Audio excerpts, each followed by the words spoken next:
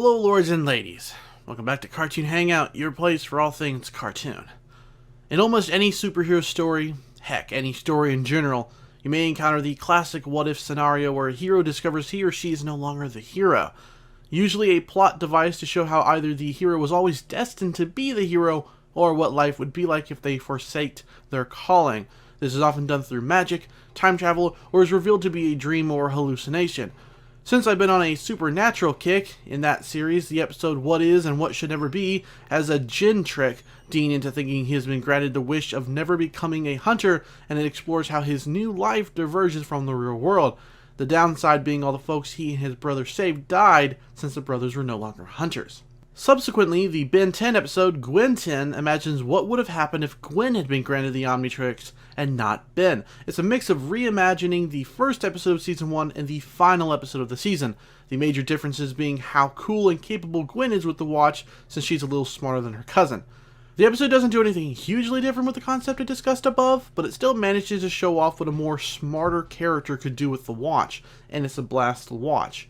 Gwen spends much of the early show as support along with Max, but of course we all know she gains her own style with magic later on, so it's cool to envision what a world would be like with Ben as support and not Gwen.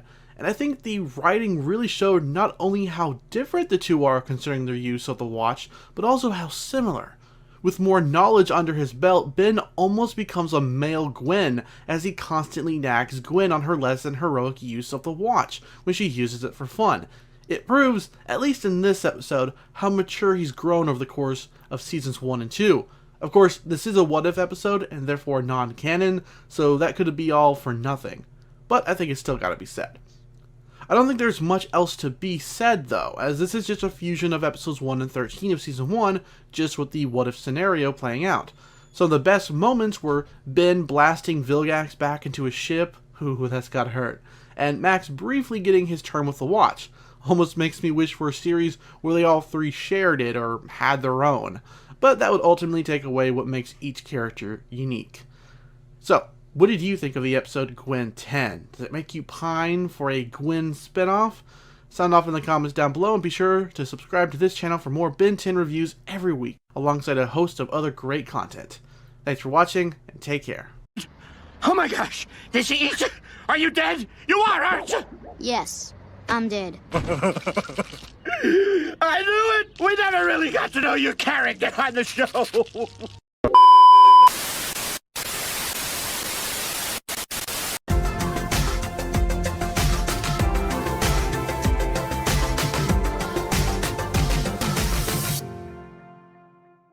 Hello lords and ladies, welcome back to Cartoon Hangout, your place for all things cartoon. What do you get when you mix a fierce rivalry between two former friends and gladiatorial space combat? You get an intense and amazing episode called Grudge Match, the 5th episode of Season 2 of Ben 10. The episode opens with Ben and Kevin going at each other, before it shifts to them being abducted, X-Files style, to a gladiatorial spaceship where a robot controls the entire thing. It only gets more interesting as the two prove themselves so intriguing that they're paired together via an energy cable that, if one of them dies, the other will as well. It's another twist on the two characters' feud that helps keep the interactions between them fresh. They're not just fighting each other for the upteenth time, they're forced to work together if they ever want to see Earth again. But of course there's plenty of animosity along the way. I dig this approach to the episode, even if the concept isn't exactly breaking new ground. For the time though, and for the show, it's fairly entertaining.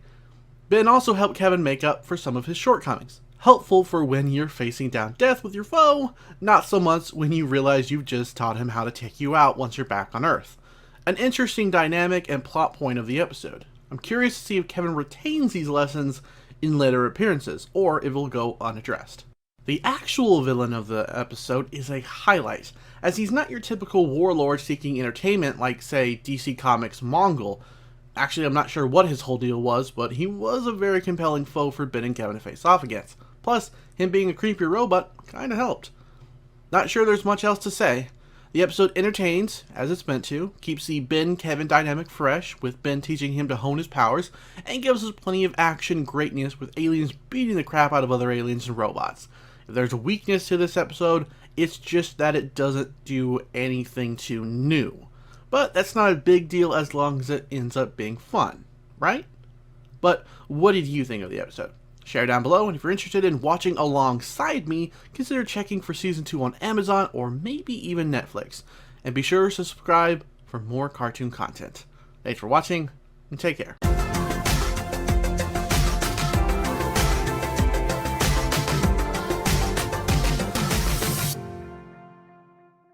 Hello lords and ladies, welcome back to Cartoon Hangout, your place for all things cartoon. With episode 6, the Galactic Enforcers, we get the revengeful return of a previous foe, 66, and his new companion, Volcanus. If you're a fan of superheroes, you may enjoy this episode for the introduction of the Justice League-esque team of Galactic Enforcers. They've got a Superman type in Ultimos, a Wonder Woman type with Teeny, and I think Synaptek may be the Martian Manhunter of the group. That being said, I'd also say the group are more your stereotypical group of superheroes as opposed to an accurate representation of any group since, I don't know, the 50s. They're fun characters, but their first appearance doesn't do them that much justice. It's Ben's interactions with them that really propel the fun and energy forward. Basically, I wouldn't watch a Galactic Enforcers TV show if this was a pilot for it. I think the action scenes for this episode probably weren't the best the show has to offer. That could be chalked up to how strict the superheroes were in regards to their rules, but it also left much to be desired anyways. Ben's moments were still pretty good though. Ultimately, I'd say this is definitely a very standard Ben 10 episode. The addition of real-life alien superheroes shook things up a little, but that doesn't really help disguise the paper-thin reason for 66 and his henchmen from heading to Earth to, I guess, hold the galaxy hostage in exchange for not blowing everyone up. It's a boring plot that's only saved slightly by Ben's energy and excitement to meet these other heroes. Everything else sort of falls by the wayside. But what are your thoughts on the episode? Maybe you found it more to your liking. Share them down below, and if you'd like to watch Ben 10, you can buy it pretty cheap on Amazon. Be sure to subscribe for more cartoon content, and check out my merch store at Patreon if you'd like to support my channel. Thanks for watching, and take care. It's Cartoon Hangout, whoa, with Archaic King as your host. It's time to review some great cartoons, from Craig of the Creek to Scooby-Doo. Hello lords and ladies, welcome back to Cartoon Hangout, your place for all things cartoon. Hello lords and ladies, welcome back to Cartoon Hangout, your place for all things cartoon. This week's episode, Camp Fear, hits my bias for all things creepy just right. In what I assume to be a throwback to older horror movies, Ben and his family get trapped at a camp filled with mushroom monsters. There's even a soothing voiced mushroom brain below the surface controlling everything. What more could you ask for? Well, a brand new alien for Ben to combat this fungus called Wildvine, that's what. Up until this episode, I had completely forgotten this alien existed. Maybe in trying to scrub my brain of all things Ben 10 2016, I also managed to get a little scrap of OG Wildvine in there. Either way, it makes perfect sense for this plant alien to make an appearance just as Ben is battling another, well, plant. And it even allows him to communicate with the fungus, so that's a nice addition too. Really, this whole episode was a lot of fun, watching the kids and Ben scramble to survive this fungus invasion and managing to bring Ben and Gwen closer together. You know there's a lesson or moral inbound when the episode starts with the cousins arguing and then introduce twins later who magically get along. It's a little on the nose, especially when those two twins, Andy and Mandy, begin to not get along so well later in the episode. But what's an action cartoon without characters learning something in between the hectic battles? I enjoy this episode so much, thanks to that ever-present, near-claustrophobic, fearful tone that permeated it. The writers definitely captured the feel of a horror movie without getting all gruesome like the horror flicks of these days. Makes me yearn for a Ben 10 horror spinoff, or just another horror cartoon in general. Anyway, my point is, if you've got time to kill and want some subdued chills, then check out Camp Fear. Turn off the lights, grab some popcorn, and just relax for half an hour. You'll enjoy it, I promise. But if you've already caught this episode, which I suspect many have, share your thoughts on it down below. To watch Ben 10 yourself, I'd suggest Amazon or maybe buying the episodes off YouTube. Be sure to subscribe for more cartoon content weekly, and check out my merch store and Patreon if you'd like to support what I do on this channel. Thanks for watching, and take care. And we have since dedicated our lives to pioneering a new science, pigmentology. Hey, everybody! This right here is my favorite thing ever. In the history of forever. I think about this every day. I think about this all night long. I stay awake, not sleeping, because I'm thinking about this.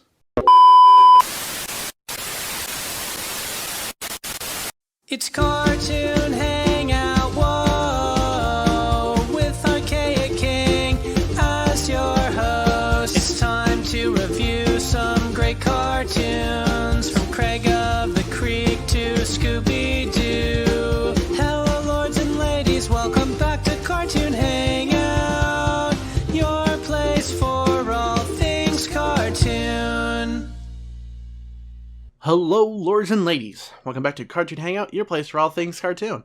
Episode 8, Ultimate Weapon, has all the hallmarks of being one of the better episodes of this second season. The return of the Forever Knights was both expected and great, there were plenty of exhilarating action scenes, and the story of a sword that can shape human destiny is both cool and epic, causing Max to become on edge for a lot of drama.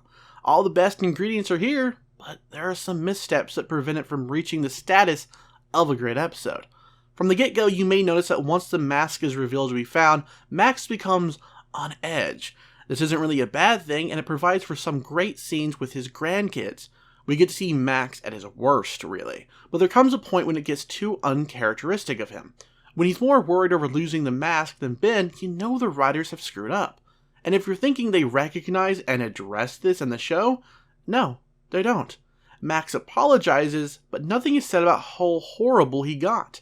I kept thinking it was the mask's powers, but nope, just Max being a dick.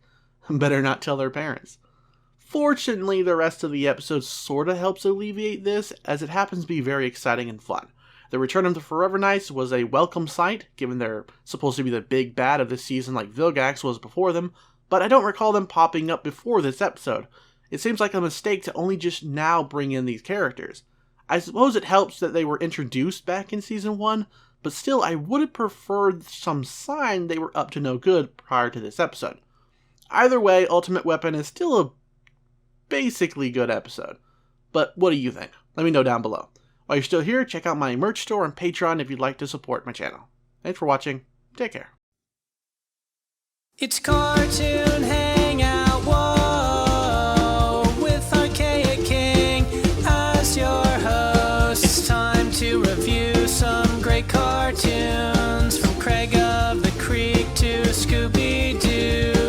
Hello, lords and ladies, welcome back to Cartoon Hangout, your place for all things cartoon. Hello, lords and ladies. Welcome back to Cartoon Hangout, your place for all things cartoon. Tough Luck features a return of Lucky Girl, and it's a big improvement over her initial debut back in Season 1. There's still signs of Gwen's arrogance when she's Lucky Girl, continually proving she and Ben are more alike than she thinks, but it's wonderfully balanced out with her concerns over not being useful or not being a hero. Ben does his best to let his cousin know that there's more than one way to do good in the world, a line that incentivizes her more than once in this episode. It also lets us see Ben's maturity, which we don't always see in these episodes. Of course, you have to take his assurance with a grain of sand, considering he's happy to have backup since he's been overworked this summer. As with the other episode featuring Gwen as a magical hero, this episode features the return of Hex. I have no idea how they kept him in regular prison, given he's still got enough magic to float, but Tough Luck also partially has the same problem his debut episode did. He's not a force to be reckoned with. He can give the characters some run for their money, but his magic never seems to really be as effective against Ben's brute force as I'd like. Granted, he's a little more competent this time around, yet his own niece takes him out of the fight. Ouch. Dude, for a cool as hell character voiced by Cyborg, you suck. Luckily, I like Charmcaster, one of the most attractive cartoon characters, and her debut is pretty fun. She's definitely a little more subdued, which weirded me out considering how she is in later series. Isn't this the most fun ever? But then by episode's end, you realize it was probably all an act. The submissive, kinky niece too afraid of her uncle's powers to go against him. Essentially, the episode is a slight improvement over the last Lucky Girl episode, but it does contain some of the same mistakes. Good thing it's got some slick animations, good interactions between our characters, and plenty of action to keep you distracted. And we seem to maybe be building towards something regarding Gwen and her affinity for magic, as seen when she wields a master staff and the magic orb thing winks back to life as she rides away. Whether this will pay off this season, I don't recall. If anything, this could just be setting up for another Lucky Girl episode in the next season. Either way, I hope it sticks with Charmcaster as a villain, because somehow she's far more threatening than her uncle. Anyways, what did you think about this episode? Do you think the writers don't treat Hex as a legit threat? Or am I just crazy? Sound off below. Thanks for watching and take care. Is he still there? Rada.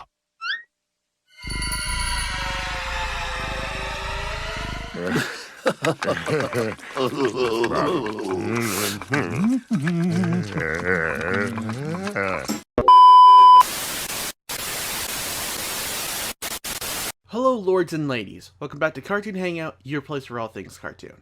For a while now, I've been worried that the Scooby formula would take a toll on me, and I'd be left struggling to really write a decent review for episodes hardly different from each other. But, funny enough, the last few episodes have all been fairly unique in how the Scooby Gang get involved in the mystery and solve it. Yeah, there's still the slight hint of the formula permeating throughout the episode, but it doesn't seem like an exact copy of the previous episodes. In episode 8, Foul Play in Funland, we're introduced to one of my favorite classic villains, Charlie the Robot. Now, I tend to gravitate towards the more chilling and creepy monsters than I do the silly ones. Give me Charlie the Robot or kooky Space Ghost over Ape Man or Indian Witch Doctor. And this episode does initially play up the creepy Robot Man with the use of his theme music whenever he appears.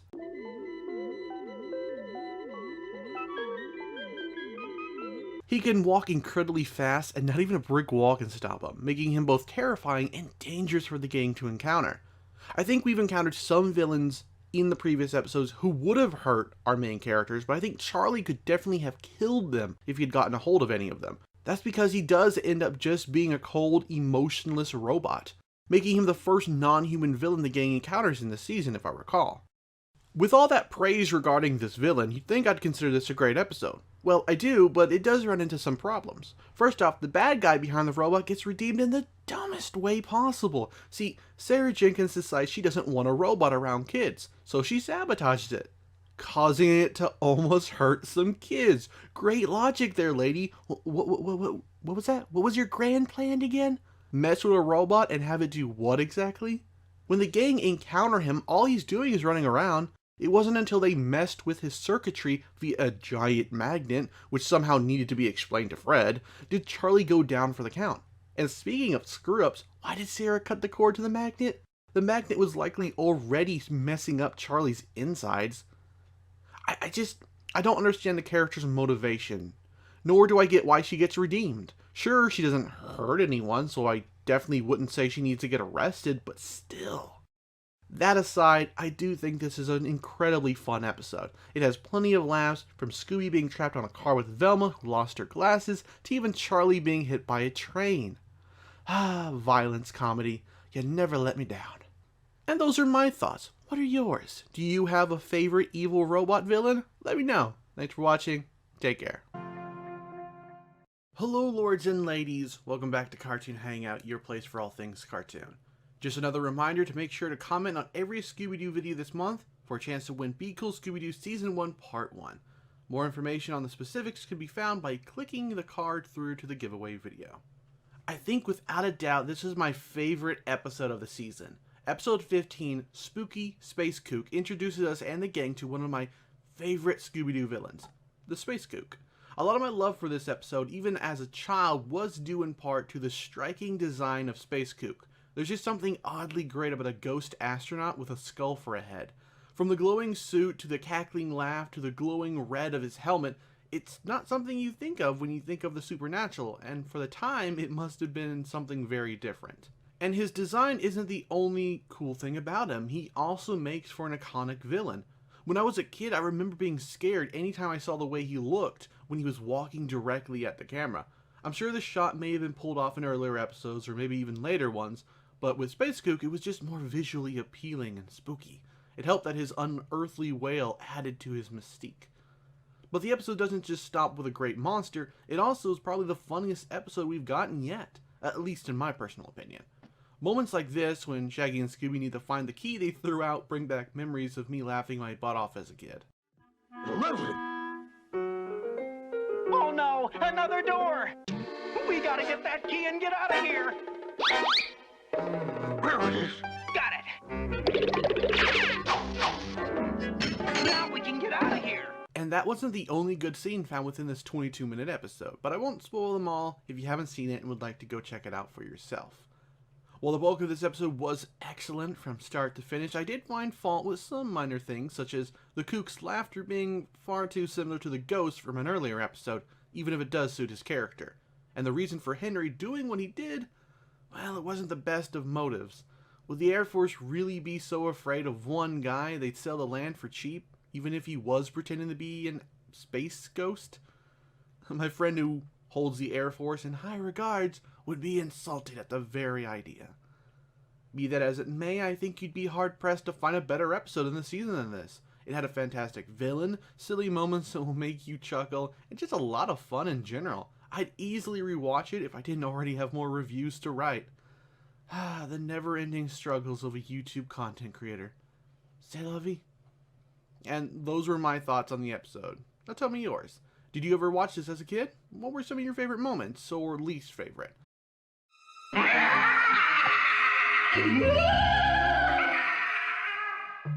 think we found ourselves a clue.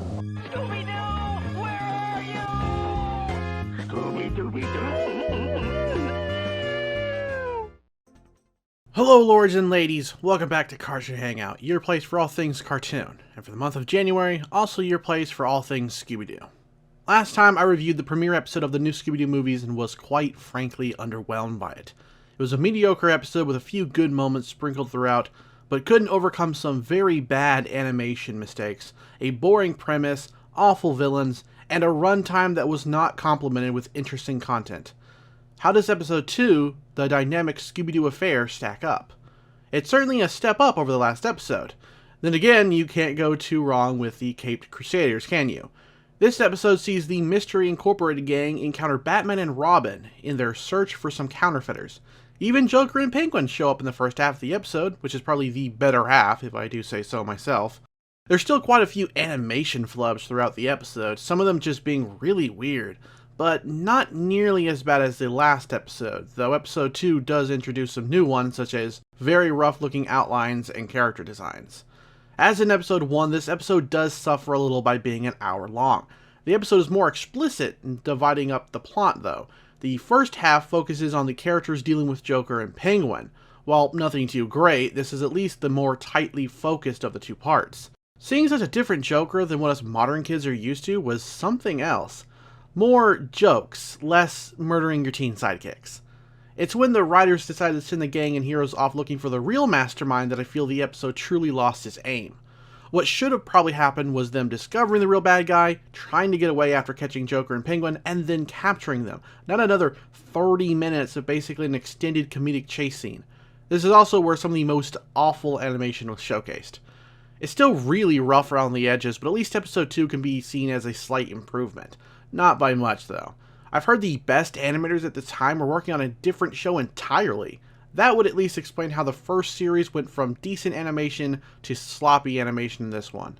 It's a real shame. Where the episode truly suffers is dumbing down our intrepid sleuths. How they solve any mysteries is beyond me with them being idiots throughout this entire episode. Batman and Robin weren't any better either. All in all, we're not off to such a great start with this series. And that's it from me. Chime in below with your own opinions on this episode. Reminder that one comment per video gets you an entry into my giveaway at the end of the month. Thanks for watching, and take care.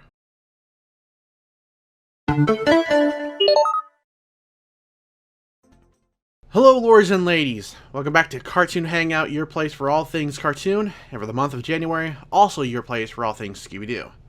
We've been off to a rather rough start with the new Scooby-Doo movies, so let's see how episode 3, Wednesday is Missing, cuts it. It's light years ahead of the previous 2 episodes, actually. It's the best episode so far, and honestly, could have been the perfect first episode. Way better than the Three Stooges. Episode 3 just has that spooky atmosphere and the monsters you'd expect from the series, so it kind of makes sense. And it involves one of the creepiest, no, kookiest families around, the Addams Family. Now, I'm a big fan of these characters. I grew up with the cartoons and the underrated live-action versions, so I will admit a little bias in seeing them interact with my other favorite set of characters, the Scooby Gang. As is typical for them, the characters get into some car trouble. They should really get a new vehicle. And through some misunderstandings here and there, end up becoming the new caretakers of the Addams house, complete with every creepy thing inside it. This premise is far more interesting to me than episodes 1 or 2, as it allows for the characters to sort of explore and deal with the Addams family and their weird house.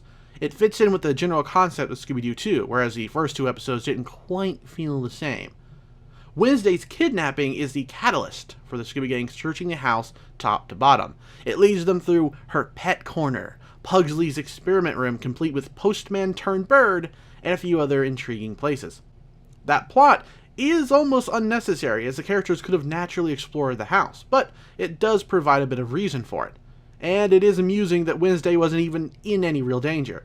She's content to just use her spider as a yo-yo until someone finds her. The villains of the episodes are the neighbors, who somehow managed to build a helicopter shaped like a vulture, despite how nonsensical that really is. I suppose this is somewhat the weakest part to the episode, but it still manages to be fun in parts. The real highlight of the episode is just the Addams themselves, especially Gomez and his wife Morticia. They're fun to watch, and the gang's interactions with them are hysterical. I wasn't a big fan of how the episode wrapped up, but it's not a bad ending. I just wouldn't think the Addams family were the best people to have kids around. Still, it's just a cartoon version of them. Even Wednesday is less murdery than she normally is. This episode was a lot of fun to watch. It was a very entertaining crossover, though it makes you realize the Mystery Inc. has met real supernatural creatures and still doesn't believe in them in other episodes. Weird. Before I forget to mention it, there's just one moment in the episode that floored me. It's one of Scooby-Doo's facial animations, and it's just... here, watch. Still no sign of Wednesday. Let's face it, gang, we're up against a dead end. Dead end?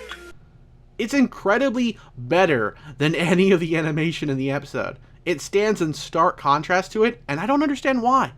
Why did the animators put so much effort into that one moment, and then never do anything else that high quality again? It looks like something out of a Disney cartoon or something. That's how nice it looked. Did some dude go into work one day and he just said, "Screw it, I'm gonna make this facial animation look groovy"? Any animators out there, chime in with any thoughts or insight you have on this. I'm dying to know more about it. Anyway, that's it from me. Let me know what you think of this episode in the comments below. Thanks for watching, and take care. Nobody in here. Just us official family skeletons.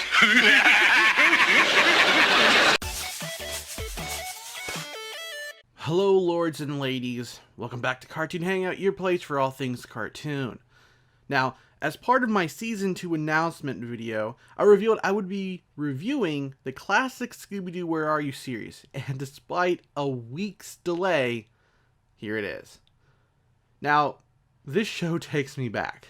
Despite it airing in the late 60s, and me being an early 90s kid, I still managed to become a fan of this in my youth, thanks in small part to constant reruns and my mother buying me tons of VHS tapes.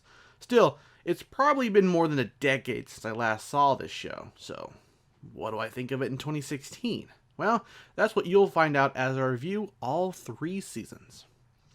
Now, episode 1, What a Night for a Night, is what started it all. And while I do believe this show is timeless in general, some parts have definitely aged more than others. For one, I'd completely forgotten that this show even had a laugh track, which probably was common for shows back then, and was actually started by this show. Unfortunately, it does get more than a bit grating, as I'm not one to enjoy being told what to laugh at. So while there were humorous moments in this episode, the laugh track almost had the opposite effect on me, making me not find certain parts funny because of its inclusion.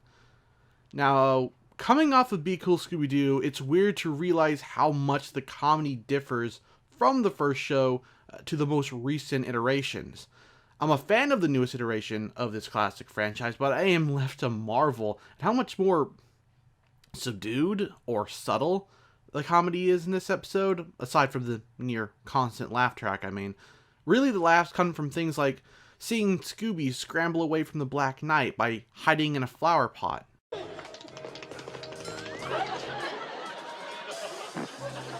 Or Shaggy and his faces when they laugh. Again, a bit more subtle than the humor we've seen in more recent takes. And that's not even me saying one is better than the other. It's just fun to note how much this series has evolved over the years.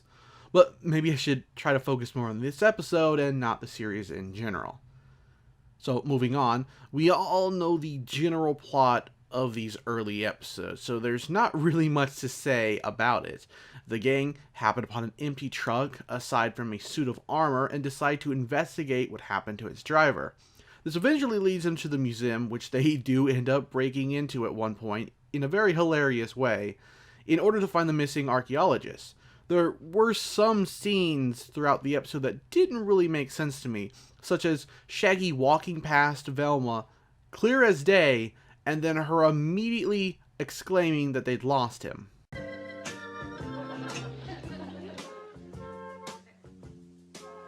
Oh no!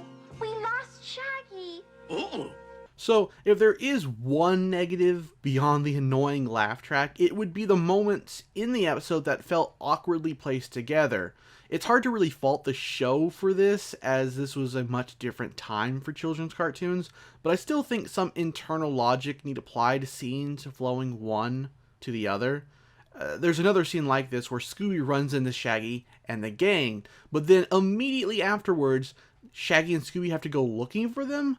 I mean, I suppose Fred, Velma, and Daphne walked away, but it didn't really seem like much time had passed to allow them to do so. In fact, they came from a completely different direction when they went to look for them. The music for this episode, though, was great, and that could just be from a nostalgic point of view, but I personally believe the soundtrack in the original series really helps to set the mood for many of the scenes in the series, let alone this episode. Sure, eventually you'll notice it gets reused a lot in subsequent episodes, although that's kind of common for cartoons back then.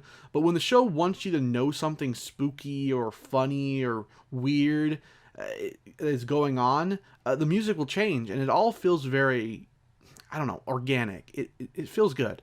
And this isn't something I can really say about newer versions, sadly, because aside from the chase music, you don't really sit back and really notice the music in the background, do you? Which honestly is a disservice to the people working on the show who work on the music, but that's just my opinion.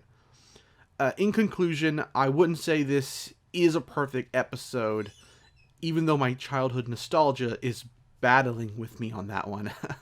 But it is a great episode, even if by today's standards it probably wouldn't be due to the series' formulaic and incredibly simple plot, which probably is going to make it hard to review.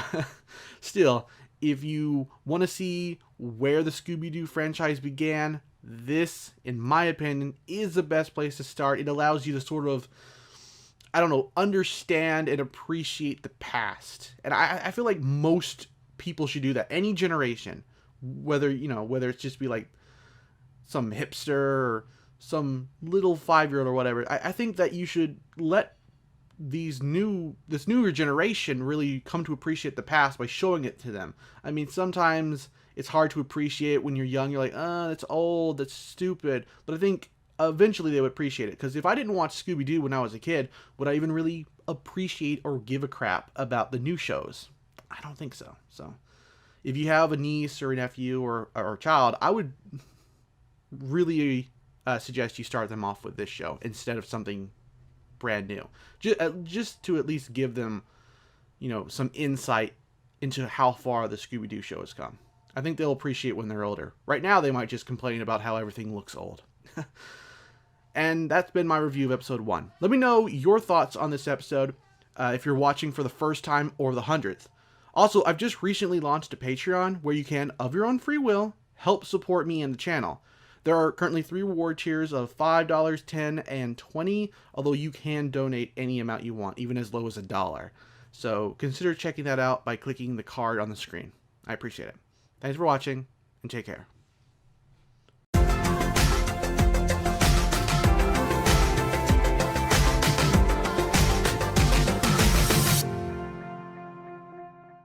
Hello, lords and ladies. Welcome back to Cartoon Hangout, your place for all things cartoon. What can I say about Episode 2, Hassle in the Castle? Well, first off, despite having the most boring monster, and I use that term loosely, this is actually a better episode overall compared to Episode 1. It just moves us closer to that good old classic Scooby-Doo vibe, which again is odd considering Episode 1 featured a classic Scooby-Doo monster who has appeared a few other times throughout the decades, and this episode had a magician dressed in a cheap Halloween ghost costume. Another thing that bugged me about this episode is the explanation of how Bluestone the Great pulled off all the ghostly tricks he did. I can buy the levitating that he did, even if it's odd how he uses it to give Shaggy a sandwich, but maybe I'm just not familiar with the trick, but the old smoke and mirror explanation sort of rings false to me. There seemed to be several moments in the episode where it couldn't have worked that way. If he was standing in front of a mirror and using light, or whatever, as a projection, then how come the Scooby Gang didn't see him? At all.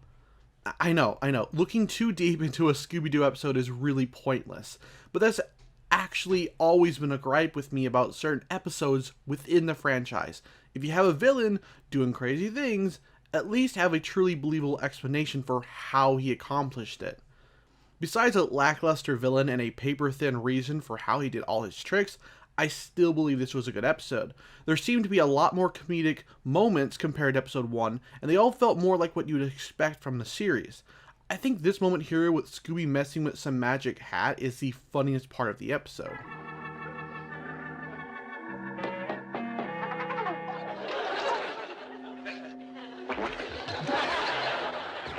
Next to what happens at the end, of course, with the chipmunk, or whatever it was. As I said, this episode is where the formula really started to come together. Fred devises a trap, Scooby and Shaggy become more comedic, and Daphne falls into a trap. Oh, and Velma does stuff, I guess. I actually miss this more competent and ingenious version of Fred, because more modern interpretations have made him more bumbling and thick-headed. I wonder if that's a reflection of how today's society views men. My musings about society's opinion on men aside, this has been my review of Episode 2, Hassle in the Castle. I'm still working out how to structure my reviews for this old show. Obviously, it's hard to talk about the plot, as I've said before in my previous review, but I'll figure something out.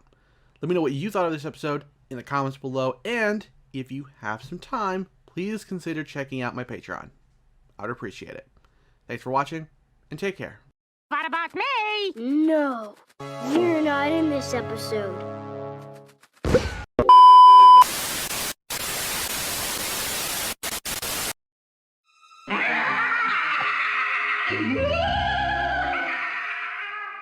I think we found ourselves a clue. Scooby-Doo, where are you?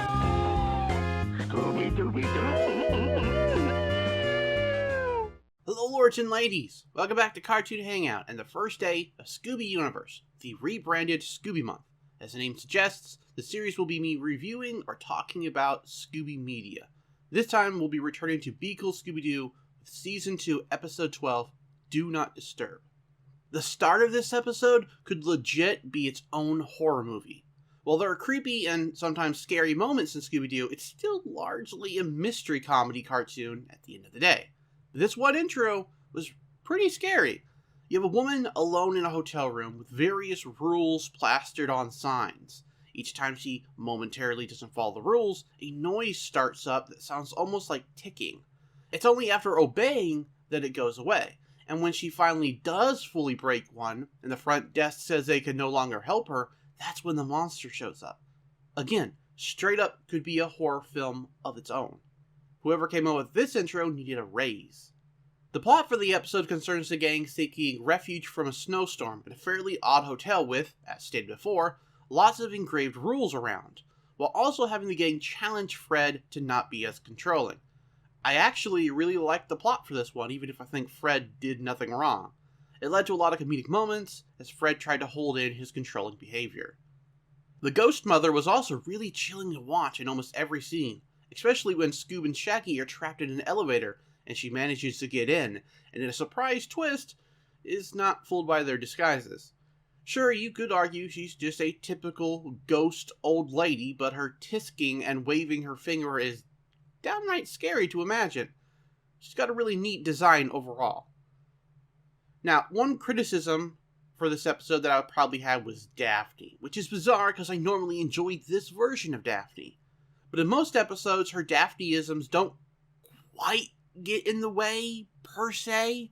This one, she straight up left her friends outside in the hall while a ghost mom was approaching them just to do some feng shui. Not cool, Daphne. Not cool. And my final criticism for the episode really has to be the moments towards the end of the episode with the caretaker, Reggie. It came out of left field, and I was left really confused because it wasn't super clear what happened. Supposedly, he had been tied up by the villain of the episode so that they could pretend to be him, but we weren't clearly shown that. There's him with ropes on his hand, but there's a blink and you'll miss it shot. You might even overlook it because why would you assume he's been tied up till now? Maybe he was working with ropes. I don't know. Feels like they really wanted to do the whole, whoa, it was me? Wait, but I'm me scene, but didn't think it through by revealing Reggie had been tied up most of the episode. As for things that I enjoyed about the episode, it has some really awesome, creepy background designs. I think this is always an underrated element of Be Cool Scooby-Doo that's overlooked by a lot of people. Like, when this show wants something to look ghoulish, they can and will. A couple off the top of my head are when Fred is walking down the hall to Mother's room, and then when the gang are in the basement with the doll heads and disembodied hands. Another thing I need to bring up is that one of the most spoken criticisms about this iteration is that it looks like Family Guy, a claim that I usually object to. For whatever reason, though, the scenes after the theme song played were oddly like Family Guy, or at least reminded me of it, actually. The cadence in which Fred spoke in the van at one point, or to the front desk, felt eerily similar to if Family Guy had done it. It was really weird, because it's not something I've noticed till now. Not really a criticism or a praise, just an irregularity, honestly.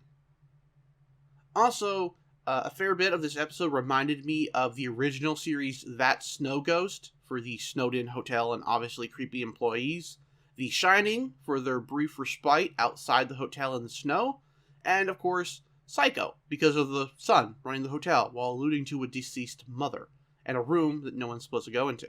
I don't know if the latter was an influence to the writers and animators at all, but it really stuck out to me.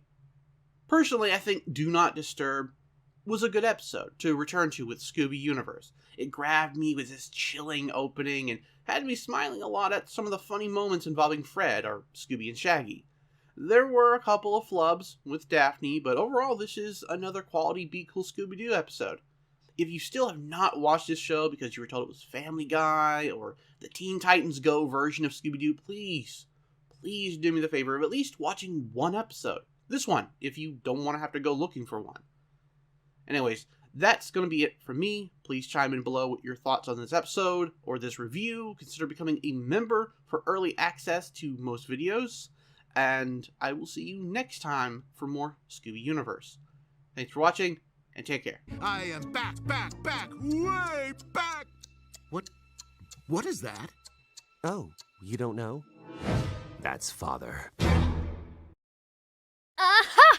I knew it! I knew it! I knew it! I knew it! You are waifu bait! I knew the minute I saw your thick thighs, not to mention your overdeveloped bust and non-existent waist. You! No strength, no confidence, and those bug eyes are asking for it! Don't even get me started on Miss Seaman Sorceress over here. And you are pretty bland so far, so sex it up! You can make out with the blonde. Everyone thinks she's a dyke anyway. You! Pure fetish fuel for the boys and girls since 1941. Competition is tough, so we still have to fight with tooth and nail. Luckily, I have a plan to make this team the most successful in Western animation history!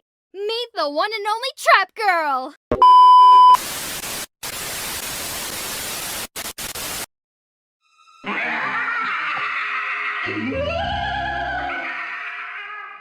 I think we found ourselves a clue. Scooby-Doo, where are you?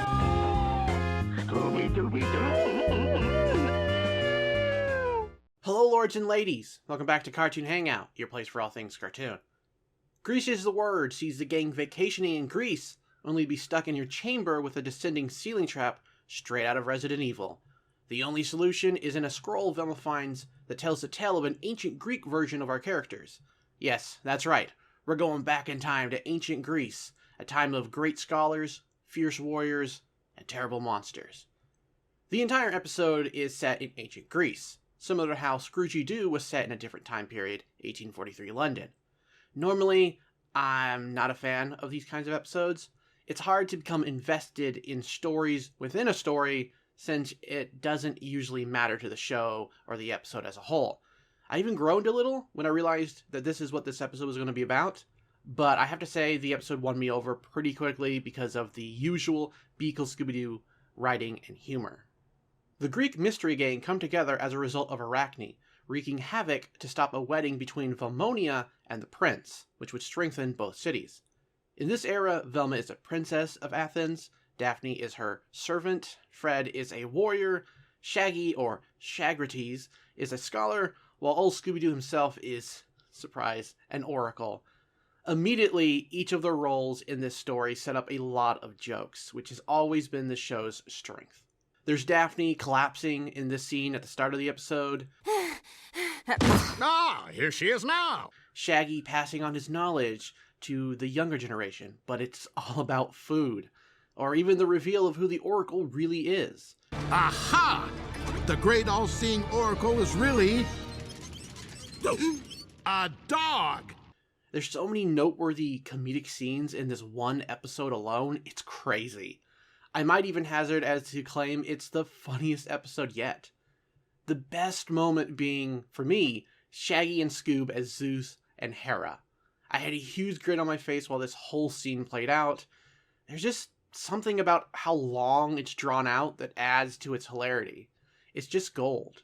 And the chase scene music for this episode was a real banger, and was so good I had to rewatch the chase scene because I got distracted listening to the song. We gotta change your life, practice science, I just say. It kind of reminded me a little bit of the music from What's New Scooby-Doo, specifically the theme song by Simple Plan. It really makes me wish that they would release a soundtrack for the show so everyone could enjoy it, but I doubt that's ever going to happen. And even though I said I dislike period piece/flashback episodes or whatever style this kind of episode is, I will admit the writing is outstanding, beyond just the comedy mentioned earlier. Velma struggling with her duties as a princess, despite not wanting to marry someone she doesn't love, was intriguing, and Daphne's constant reminders of being forced into servitude were funny, though admittedly did get tiresome at times. And I thought it was a bit different that instead of Velma deciding to run away after all, she realized that although she didn't want this marriage, if she shirked her responsibilities, her city would suffer. I know, it's a Scooby-Doo cartoon, and it's not that deep. But usually modern stories opt for the type of princesses who throw away their duties, even if it ends up hurting other people, so it was a nice change of pace, in my opinion. Oh, I almost forgot to talk about the monster for the episode, Arachne. I adored the design for the monster. She really felt creepy, as most spiders are. I would not want to find her chilling out in the corner of my room, that's for sure. Though I know some of you freaks would absolutely love that. Maybe it's just the concept of a giant spider with the upper body of a woman chasing you, but she really gave off intimidating vibes. Like, she could have really hurt them if she wanted to. Also, she shot webs out like Spider-Man does, from his wrist. That's neat. The inspiration for this character is, of course, the Greek mythological figure herself. According to the tale, she challenged Minerva, goddess of wisdom and crafts, to a sewing contest, basically. But so enraged by the lack of flaws in Arachne's tapestry, Minerva beat the woman with a shuttle. No, not that kind of shuttle. And it led to the girl hanging herself out of shame. Then she became a spider. You know, as one does after you hang yourself. Of course, none of that is alluded to in the episode, because that'd be a bit too dark for Beagle Scooby-Doo, but it'd have been kind of neat to see some reference to who Arachne really was. And not really related to the episode at all, but I kind of find it amusing that I just played a game featuring a character named after Arachne, where they did recount the myth, and then I watched this episode. Life's full of coincidences. The twist as to who the spider monster is was only something I partially figured out. The other aspect actually taking me by surprise. It's not an unusual twist, but it worked within the context of the episode, and I liked it. I don't want to spoil it for people who haven't seen the episode yet, so, go watch it if you want to see what I'm talking about. This episode, in my opinion, was a real joy to watch, and I'm glad that it was the one episode I ended up reviewing as the first video I did on my return to the channel. If you haven't seen it, I highly suggest you do. It's all on HBO Max, and if you have seen it, let me know what you thought of the episode down in the comments below. Before we end things, a reminder that members get early access to videos and other perks, so consider joining today. I also have merch for sale too, so grab some if that interests you. Thanks for watching, and take care. Well, at least we solved the mystery. I'm hungry. Like I could go for a really big pita. Guys?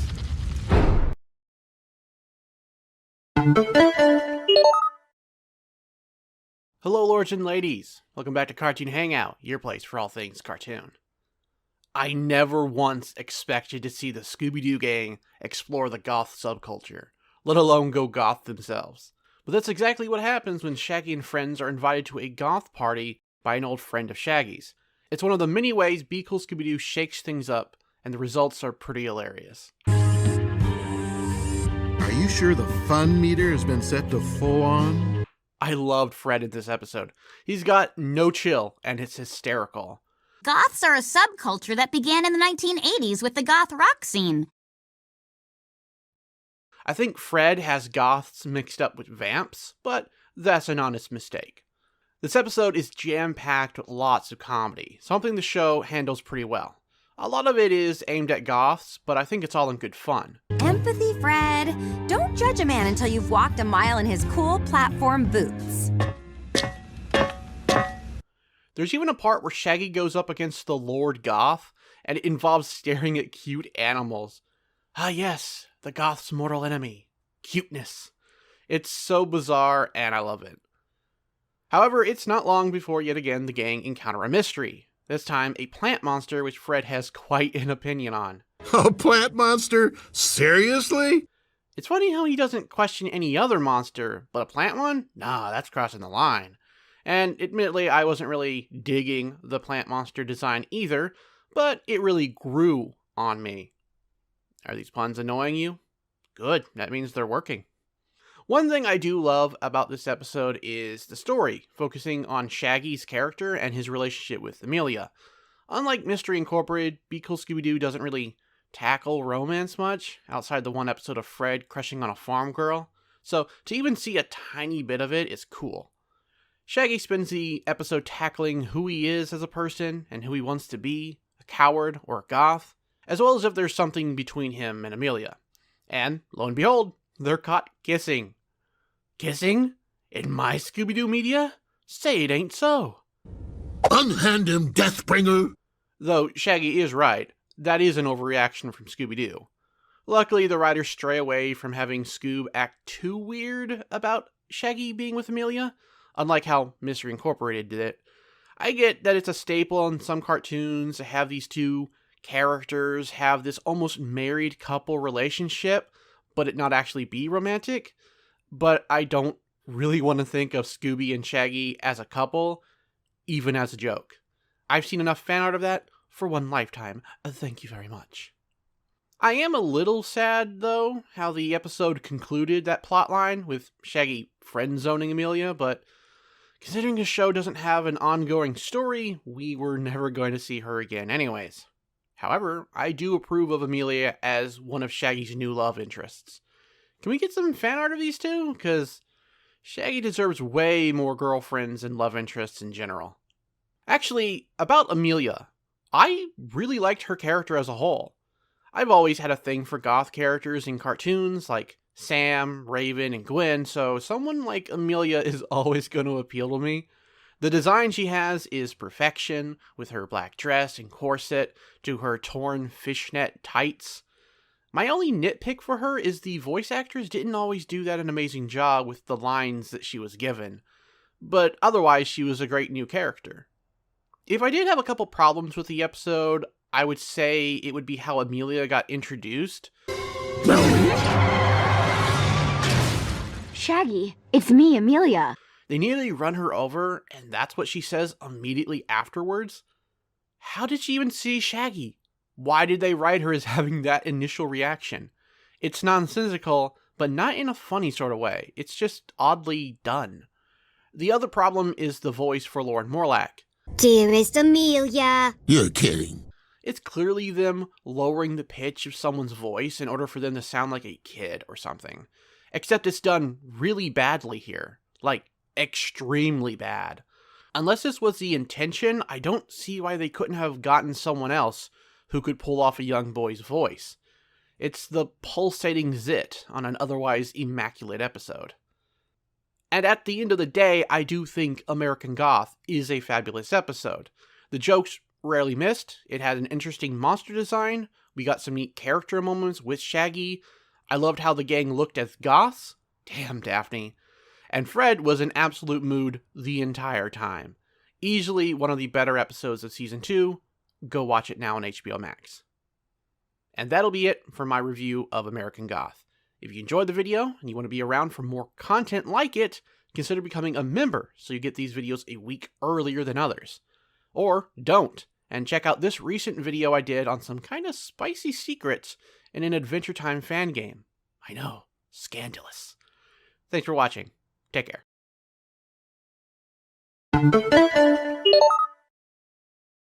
Hello, lords and ladies. Welcome back to Cartoon Hangout, your place for all things cartoon.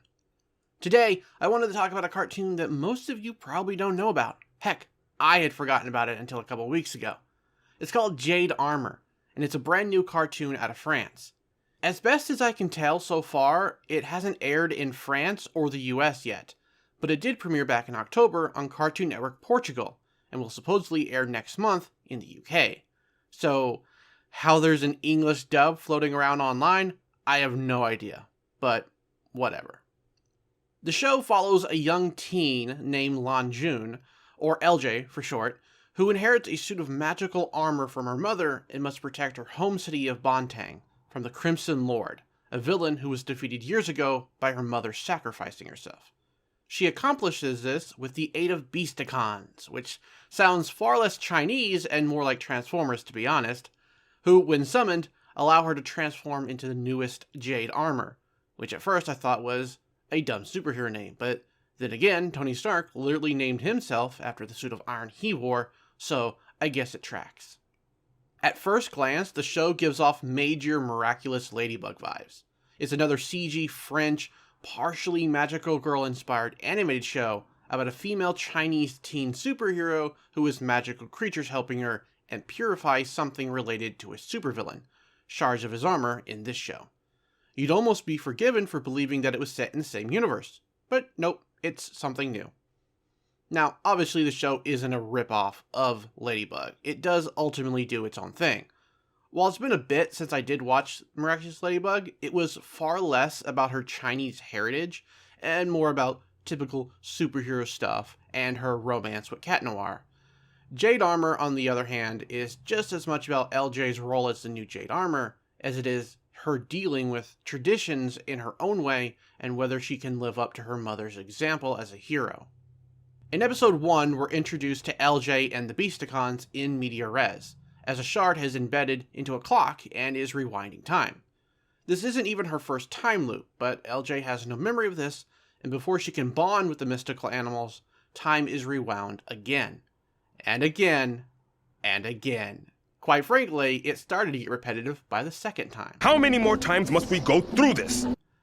It is a unique way of introducing us to her character and the world, but I don't know. I think it just ends up grinding on my gears a little because of how it slows down the episode. Granted, I still did enjoy some of the scenes in between the wibbly-wobbly timey-wimey stuff, like when Lanjun meets up with her besties Theo, who we later will find out is a comedian in training, and Alicia, who is Snark incarnate, and an immense lover of boba. Hey, is that for me? You know I need one for each hand. Add an extra O in there, and I'm right there with you, sister. I know it's a cartoon, and some stuff automatically requires suspension of disbelief, but I was amused how easily she accepts that the animals are talking by the second time loop. Her friend Theo has a far more realistic response to the tortoise talking than she ever did. By the way, the tortoise, Shenwu, is a literal mood throughout the show. He's belligerent, snarky and cranky, and I love him. This from a creature that moves slightly faster than molasses? I am the wind. You shall see. I feel that way about all the Beasticons, really. I'll try to talk more about them later. After enough Groundhog's Day shenanigans, LJ finally bonds and becomes the new Jade Armor, in a pretty neat transformation sequence. I'm always a sucker for those. And then we probably get one of the more cool scenes in the episode, as Bahu, the Tiger Beasticon, has to push the clock hands back to slightly rewind time whenever LJ fails to get the shard. I think this demonstrates some of the unusual solutions the characters will have to come up with in order to deal with the chaotic properties of each shard in the series. In episode 2, The Mess, LJ gets affected by a shard that causes bad luck, initially casting doubt in her mind that she can be a good Jade Armor like her mother. It allows us a small sneak peek into the character's mind and the turmoil she probably faces knowing her mother's gone. This is great, especially since her discovering her mother was a Jade Armor previously in the episode didn't lead to any serious moment or discussion at all. I know, it's a comedy action cartoon meant for kids, but the writers clearly do want to explore certain subjects based on earlier interviews, so I don't know why this wasn't one of those times. And as far as the typical bad luck plot goes, I didn't mind it, as it did allow some of those Jackie Chan influences to shine with some physical gag humor. That's one thing I really like about the writing for Lan Jun. She's a bit awkward, but genuinely funny at times. This is also the episode that introduces us to the overall villain of the show, the Crimson Lord. The villain is a bit harder to take seriously compared to something like Ladybug's Hawkmoth, if I'm being honest. He spends most of his time a liquid, carried around by his bumbling cousin Will, and despite getting his human form back every episode, is always swiftly thwarted by Jade. There's also the matter of his high-pitched voice. Where is my body? At first, I was disappointed by such a wimpy villain who somehow was so much a threat that the previous Jade seemingly died after he exploded. Yet Jade seems to handle him pretty well, even once disorientating him with a loud recording of herself. Real bad villain you've written there. I was trampled. Me, the Crimson Lord. But I actually warmed up to him as I kept watching the show. He's a bit more of a trickster-type villain, content to use the chaos his shards cause to mess with people, and it does lead to some hilarious moments. But when Jade does show up, he does eventually square up and try to kick her butt, usually being handed his own in response. I'll assume that without all his armor, he's weaker than he'd normally be. Though, as this takes us into episode 3, it brings up another point I wanted to make. When I was watching the show, I was concerned about how repetitive it seemed like it would be. 3 episodes in, and 2 of those were centered around Crimson Lord gaining and then just swiftly losing an armor shard.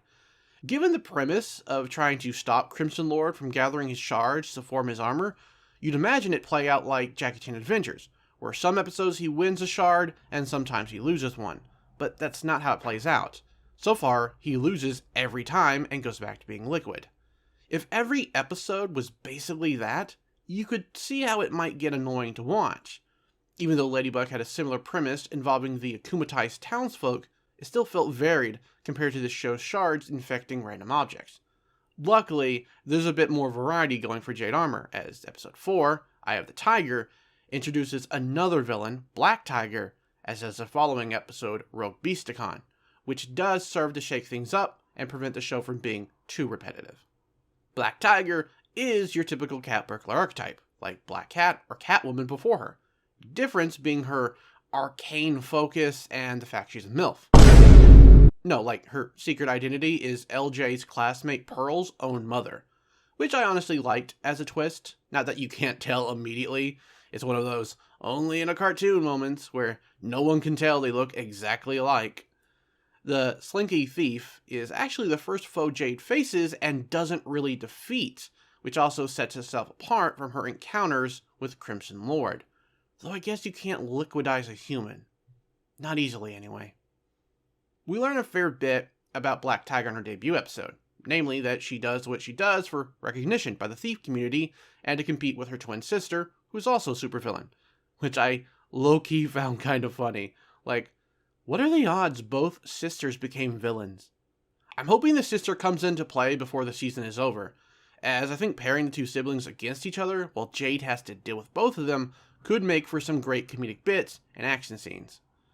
That's a perfect segue into what I should talk about next. Action. Despite literally being an action cartoon, I will have to admit I'm a bit underwhelmed by Jade Armor's action sequences.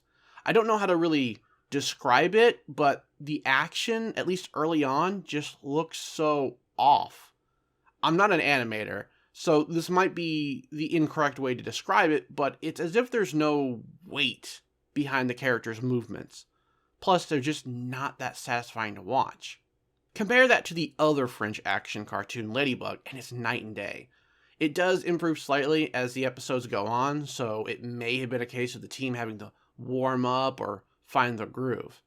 It's a shame, though, because according to this article by Animation Magazine, the creators were inspired by Jackie Chan and kung fu movies like Crouching Tiger, Hidden Dragon. They even choreographed with the help of a kung fu champion, so I don't know why it looks so lifeless at times. And it probably doesn't help that Jade's powers, visually at first, aren't appealing either. Like a character out of DBZ, Jade has to announce her attacks by naming a Beasticon and their ability. But it just comes off looking boring. I don't know, maybe I'm stupid for wanting it to be a little flashier. But the air attack legit looks like the level 1 version of an attack in some video game. Hey, maybe she'll level them up as the show progresses. That'd be neat. And while we're still on visuals, let's actually chat about, the show's art style.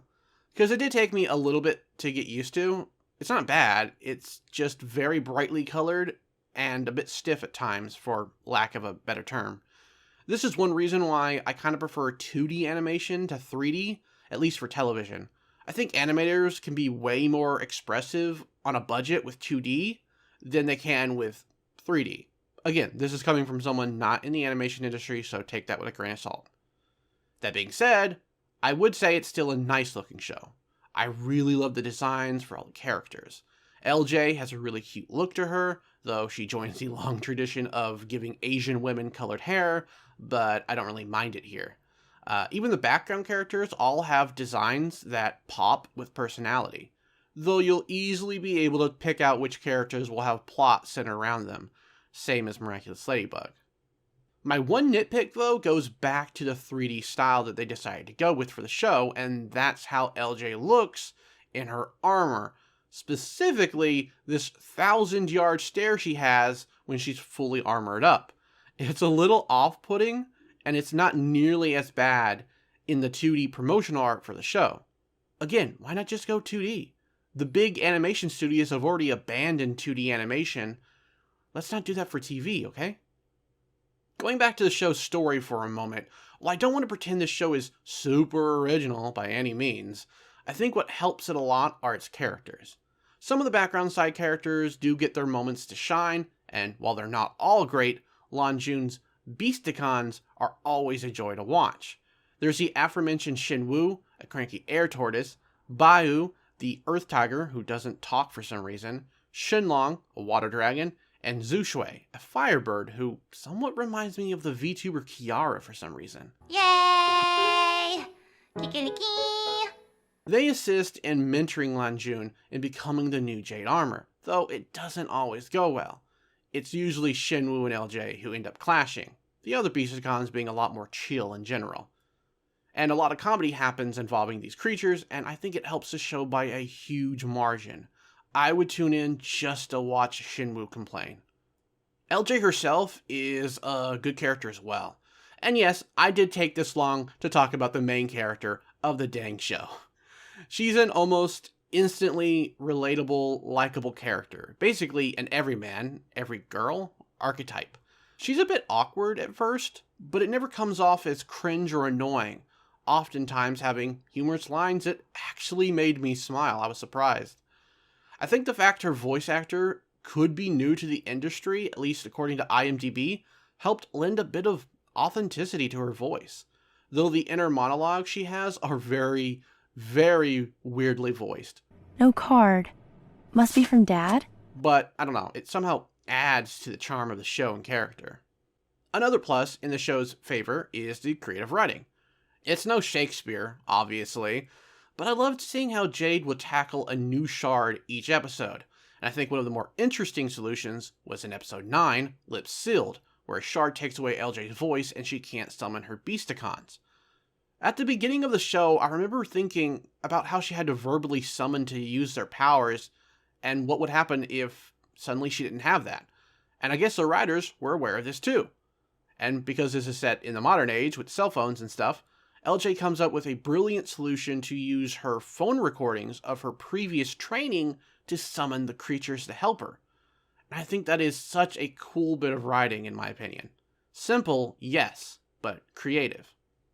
And I think that word is how I would sum up the Jade Armor show so far. Simple. It doesn't break new ground or subvert the genre, but it's still an entertaining show. There's room to improve with the animation and fight scenes. Not to mention, LJ's voice actress is new to the industry, it seems, so some of her voice acting is a little odd at times, but what's there definitely shines through. If you're a fan of Miraculous Ladybug, or maybe you used to be but got tired of how that show went downhill apparently over the years, maybe give Jade Armor a shot when it finally airs. It might be a breath of fresh air for you. And that's the review. I'm very happy to finally talk about this show, as I've had my eye on it since I first saw images of it months ago. And I was taken back when I first saw the first 10 episodes just randomly floating around online, despite not even being out here in the United States or the UK yet. But I tried to hop on it as soon as possible, and I hope I did the show justice, because I did have fun watching it. I won't pretend it's the best show I've ever seen, but I admire its heart and the writer's goal for the series. There's likely some things I didn't tackle in this first review or I forgot, but if viewers want, I would be down for reviewing more episodes as they come out, especially once it officially airs. Just let me know down in the comments. Thanks for watching, and take care.